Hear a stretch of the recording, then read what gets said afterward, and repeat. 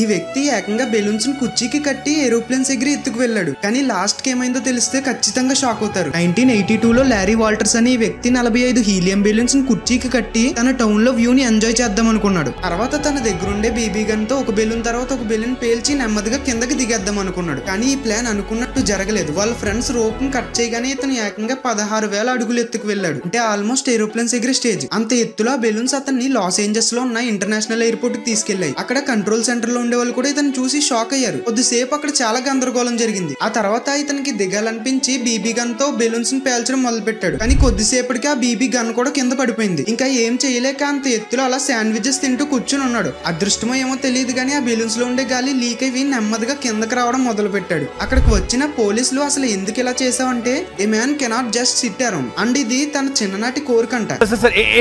చిన్నప్పుడు పైలట్ అవ్వాలని అవ్వలేకపోయాడంట. అందుకే ఇలా బెలూన్స్ తో ఎగిరి ఎక్స్పీరియన్స్ చేయాలనుకున్నాడంట. తర్వాత యాజ్ యూజువల్ గా పోలీసులు జైల్లో వేశారు. చాలా లీగల్ కాన్సిక్వెన్సెస్ కూడా ఫేస్ చేశాడు. అలా చూస్తుండే బదులు వీడియోకి లైక్ చేసి ఛానల్ ఇప్పుడే సబ్స్క్రైబ్ చేయండి.